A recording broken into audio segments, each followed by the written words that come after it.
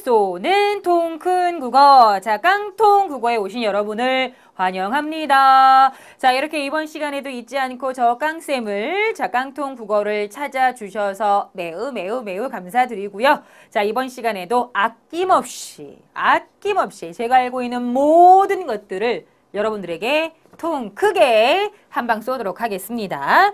자, 이번 시간에 깡쌤이 쏘는 통 큰 국어. 자, 어떤 작품을 공부할 차례인지, 자, 깡통을 조심스럽게 한번 열어보도록 할까요? 자, 이번 시간에 공부하실 내용은요. 메밀꽃 필 무렵. 갑자기 제가 이거 제목하는데, 메밀꽃 필 무렵인데 갑자기 왜 메밀떡, 찹쌀떡, 갑자기 왜 메밀묵이구나. 그렇구나. 메밀묵, 찹쌀떡, 왜 이런 말투가 나오려고 했는지. 자, 메밀꽃 필 무렵이라고 하는 작품을 이번 시간에 여러분과 함께 공부해 보려고 합니다. 이 작품도 유명하지요. 그러니까 요즘 중학교 교육과정, 고등학교 교육과정의 그 작품들의 경계가 좀 없어요. 그러니까 예를 들어 지금 우리가 교재에 나와 있는 작품들, 여러분이 대비하시는 시험 기준으로 하면 이제 우리가 중학교 교과 과정에서 다루어지는 작품들이라고 볼 수 있지만, 사실 여기 지금 메밀꽃 필 무렵도 그렇고, 운수 좋은 날도 그렇고, 치숙도 그렇고, 산포 가는 길도 그렇고, 우리 교재에 실려 있는 작품들 대부분이 그 고등학교 교과 과정에서도 다루어지는 중요한 작품들이기도 하거든요. 물론 이제 그 작품을 가지고 이제 다루어지는 문제의 수준이 조금 달라질 수 있겠죠. 하지만 작품 자체는 이게 꼭 우리 중졸 고위 검정고시에만 나오는 작품이다 라고 함부로 단정 지을 수는 없다라는 겁니다. 이 메밀꽃 필 무렵도 그래요. 사실 읽어보신 분들은 알겠지만 아주 심오하다거나 여기도 지금 1930년대, 그러니까 이게 일제강점기를 배경으로 하고 있기 때문에, 근데 이제 우리가 읽어 나가다 보면 이게 일제강점기를 배경으로 하는 게 맞아? 라고 하는 게 이게 느껴질 정도로 잘 안 나타나 있습니다. 그래서 아주 치열한 민족의식이라거나 아니면 일본에 대한 저항정신, 이런 게 나타나 있지도 않아요. 근데 읽고 보면, 그래서 결국 여기 결말이 열린 결말이기 때문에 여기 허생원하고 동이라는 그 젊은이가 진짜 부자지간이 맞는지, 진짜 이 동이가 허생원의 그 딱 한 번 그 성서방네 처녀와 있었던 그 하룻밤, 그때 생긴 그 아이가 맞는지, 그건 아무도 알 수 없습니다. 열린 결말이에요. 진짜 열린 결말입니다. 그래서 아마 메밀꽃 필 무렵에 읽어보신 분들은 그 뒷얘기가 굉장히 궁금해서 혹시 이거 투 있는 거 아니야? 그런 생각도 해보셨을 텐데 투 없지요. 그래서 어쨌든 그 뒷부분은 우리 상상하기 나름인데, 그런 건 없지만 여기 나오는 표현들, 분위기, 이런 것들이 굉장히 아름답고 중요하기 때문에 중학교 교과과정, 고등학교 교과과정, 어느 교과과정에서나 몇 번쯤은 만나게 될 아주 중요한 작품이다라는 거 말씀드리면서 앞부분이 길었죠. 자, 핵심 정리 보도록 하겠습니다. 메밀꽃 필 무렵 단편 소설이고요. 순수 소설입니다. 그러니까 얼핏 그 과거 속에서 딱 한 번, 그것도 처음 봤던, 그러니까 물론 몰랐던 사이는 아니지만 그렇게 처음으로 같이 단둘이 인 건 진짜 처음이었던, 사귀는 사이도 아니었는데 우연히 그 마주친 성서방네 처녀와의 딱 하루, 그리고 그 두 사람이 연애를 하고 그런 얘기가 전혀 안 나온다라는 거죠. 근데 본능적으로 왠지 그 동이라는 젊은이가 나의 아들일지도 모른다. 그러면서 이제 허생원 입장에서는 본능적으로 끌리는 혈육에 대한 우리 근본적인 애정, 이런 것들을 다루고 있기 때문에 순수 소설에 들어간다고 할 수가 있고요. 아주 낭만적이에요. 아주 낭만적입니다.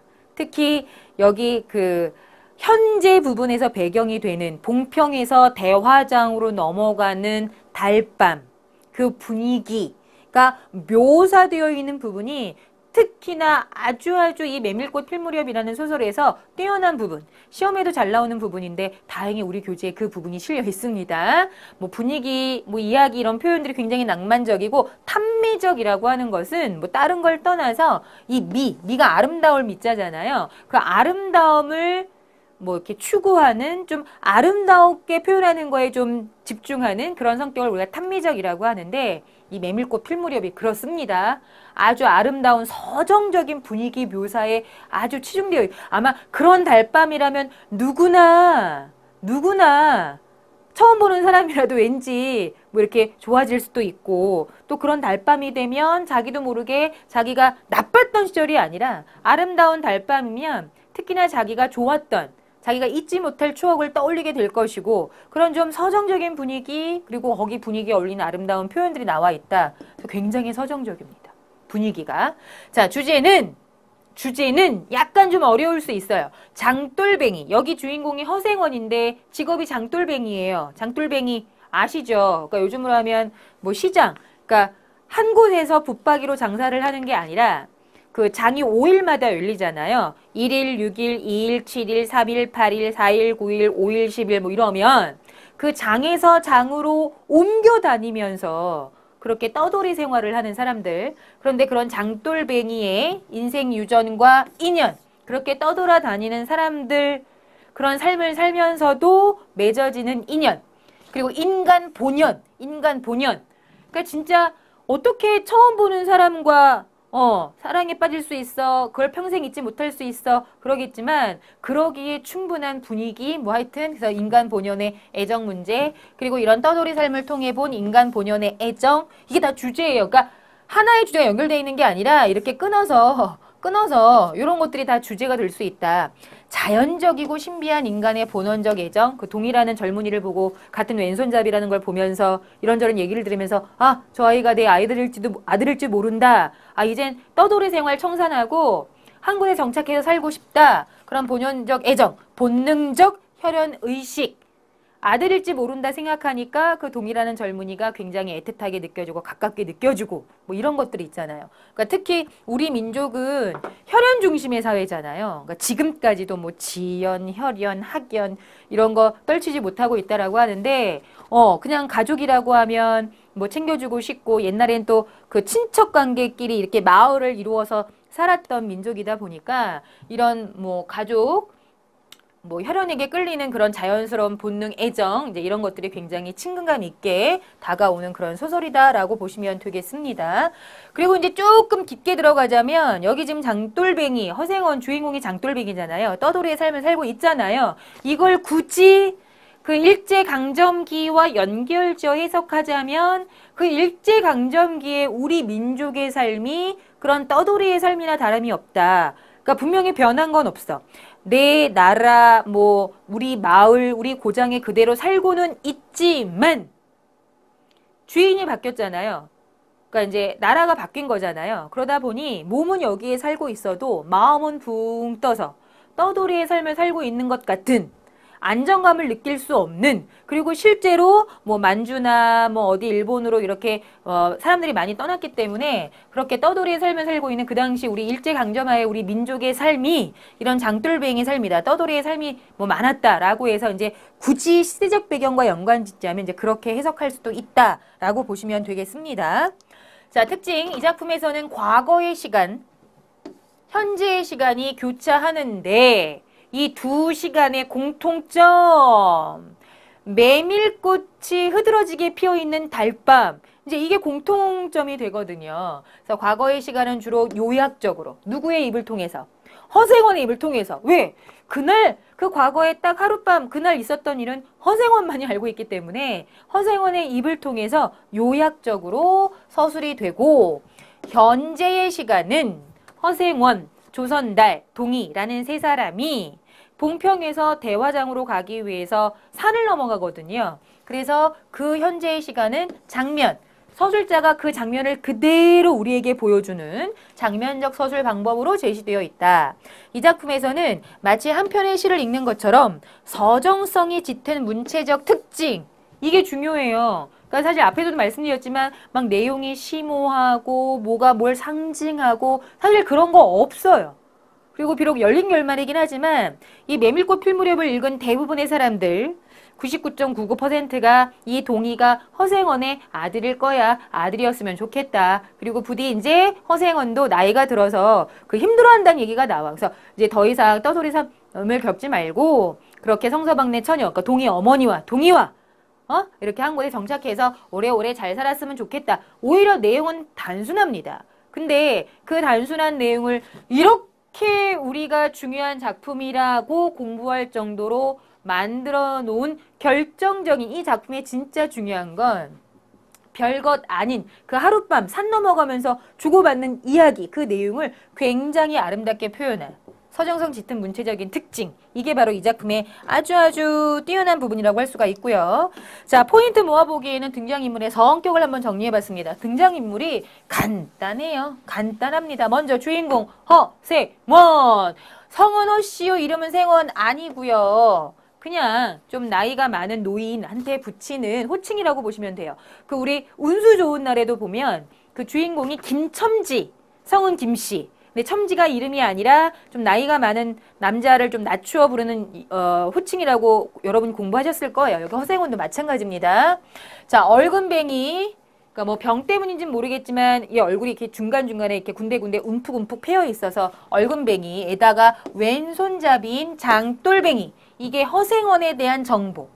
투절을 하는 호탕함과 함께 서정적인 면도 간직하고 있는 소박한 인물. 평생을 나귀와 함께. 사실 이 나귀가, 우리 교재에는 지금 나귀가 나오는 장면이 없는데 그냥 나귀를 그냥 타는 내용만 나와 있는데 그 앞부분에서는요.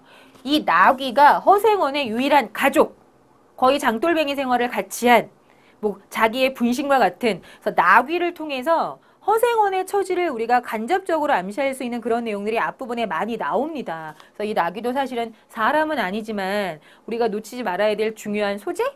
등장인물이라고 할 수가 있는데 나귀와 함께 장돌뱅이 생활을 하면서 단 한 번, 진짜 딱 한 번의 낭만적인 추억, 그 물레방앗간에서 성서방네 처녀와 우연히 마주친 그 단 한 번의 낭만적인 추억을 소중하게 간직하고 살아가는 소박하면서 서정적인 면을 가지고 있는 인물이다. 비록 떠돌이 생활을 하고는 있지만, 그래서 그때와 비슷한 그 달밝은 밤이면 허생원은 계속해서 그날 일을 떠올리면서 이야기를 하는 거죠. 뭐 누가 듣건 말건. 자, 그 다음에 이제 동희가 등장을 하는데 사실 앞부분에서는요. 약간 동희가 부정적.